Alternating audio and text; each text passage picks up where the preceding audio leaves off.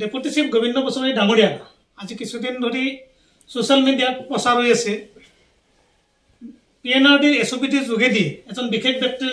নামেৰে বহু টকা আত্মসাৎ কৰা বুলি এনেকুৱা ধৰণৰ অভিযোগ ওলাই আছে যেহেতু আপুনি চৰকাৰী মুখপাত্ৰৰ দায়িত্বত আছে এই বিষয়ে আপুনি কি ক'ব কিমান দূৰ সত্যতা আছে ইয়াৰ ওপৰত সক নিউজ এটা ভাইৰেল হোৱা বা সংবাদ মাধ্যমত কাৰোবাৰ বিপক্ষে নিউজ ওলোৱাটো ডাঙৰ কথা নহয়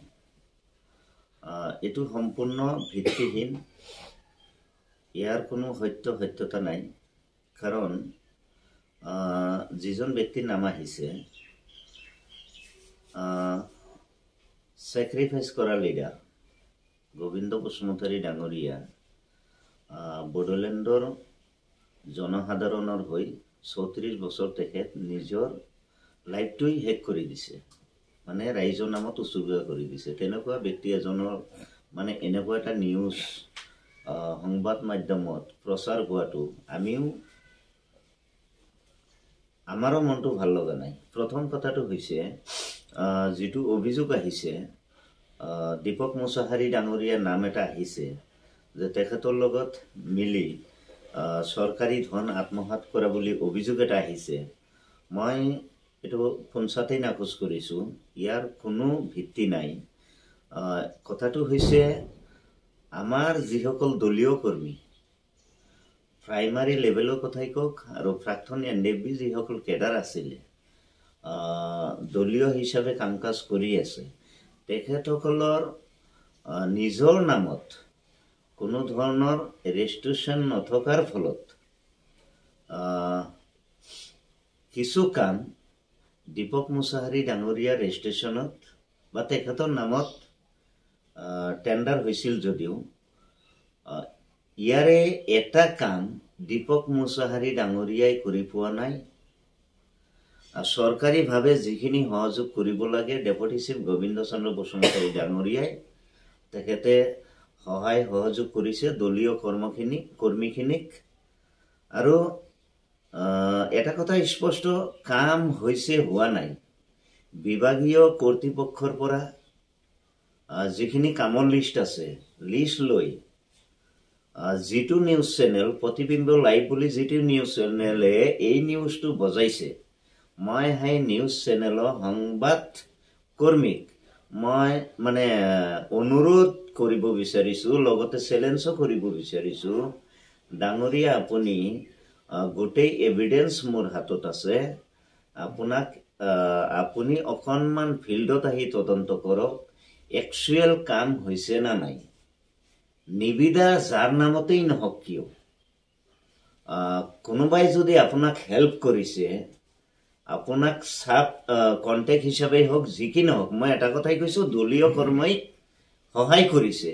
তেনে ক্ষেত্ৰত কাম হৈছে না নাই হেতু আপুনি পৰ্যবেক্ষণ কৰক যদি কাম হোৱা নাই তাৰ দায়ী বিভাগীয় কৰ্তৃপক্ষ আৰু সৰকাৰী পক্ষ স্পষ্ট কথা আৰু যদিহে কাম হৈছে তেতিয়া হলে এইবিলাক আবুল তাবুল নিউজ বজাই 1% বেনিফিটেড নহব আপোনাৰ তাত কিবা তথ্য আছে নেকি যে দীপক মুছাহাৰী নামৰ কাৰণে আন দলীয় সকলক বিলাই দিছে যদি প্ৰয়োজন হয় গোটেই এভিডেন্স মোৰ হাতত আছে মই তথ্যৰ বাহিৰে কোনো কথা নকওঁ গোটেই এভিডেন্স মোৰ হাতত আছে কোনোবাই যদি মোক চ্যালেঞ্জ কৰিব বিচাৰে এজনকে নাম মই গাই দিব পাৰিম হেতু মই প্ৰয়োজন বোধ কৰা নাই গতিকে সময় আহিলে দেখা যাব মই যেটো সংবাদ মাধ্যমে এই নিউজটো প্ৰচাৰ কৰিছে তেখেতসকলক এসপ্তাহ সময় সীমা মই ধৰি দিছো এসপ্তাহৰ ভিতৰত যিমান এই যেটো অভিযোগ আহিছে এই অভিযোগৰ পৰ্যবেক্ষণ কৰক তাত আমি সহযোগ কৰিম সৰকাৰী বিষয়া কৰ্মচাৰী আপোনালোকৰ লগত সহযোগ কৰিব সহায় কৰিব একচুৱেল ফিল্ডত কাম হৈছে না নাই যদি 100% কাম হৈছে কাৰ নামত নিবিদা হৈছে কাৰ নামত কি হৈছে এইবিলাক চোৱাৰ কোনো প্ৰয়োজন নাই কাৰণ এটো দীপক মুছাহাৰী ডাঙৰীয়াই কিন্তু আমাৰ দলীয় কৰ্মীক ভাল এটা হেল্প কৰিছে কাৰণ যিসকল প্ৰাইমাৰী লেভেলৰ কৰ্মী এজনৰ নামত ৰেজিষ্ট্ৰেচন নাই তেখেতসকলক যে এটা হেল্প কৰিছে এটা ভাল কাম কৰিছে গতিকে এজনক মানে সন্দেহৰ চকুৰে চোৱাটো কোনো প্ৰয়োজন নাই, ফিল্ডত আহি পৰ্যবেক্ষণ কৰিলে ওলাই যাব। যেহেতু আপুনি চৰকাৰী মুখপাত্ৰৰ দায়িত্বত আছে, তাত ছ'চিয়েল মিডিয়াত প্ৰচাৰ হৈছে বা সেই চেনেলটোত প্ৰচাৰ হৈছে বিদ্ৰোহী নেতা গোবিন্দ বসুমতাৰীয়ে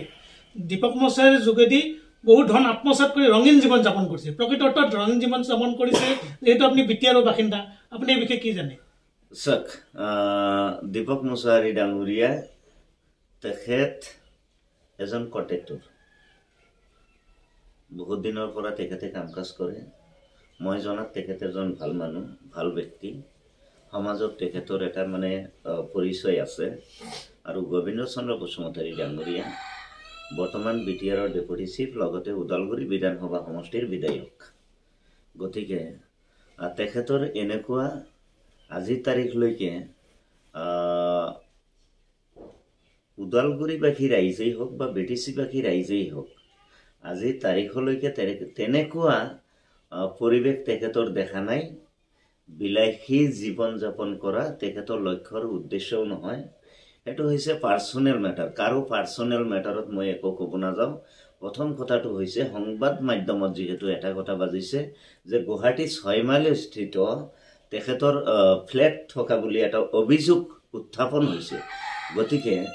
মই যিটো সংবাদ মাধ্যমে এই নিউজটো প্ৰচাৰ কৰিছে, সেই সংবাদ মাধ্যমক এসপ্তাহৰ সময়সীমা মই ধৰি দিছোঁ। এসপ্তাহৰ ভিতৰত ফ্লেটৰ কথা আপুনি বাদে দিয়ক, অনলি MLA যিটো দিছপুৰ আৱাস, চৰকাৰীভাৱে তেখেতে যিটো আৱাস পাইছে বা গৃহ এটা পাইছে, MLA হোষ্টেলৰ বাহিৰে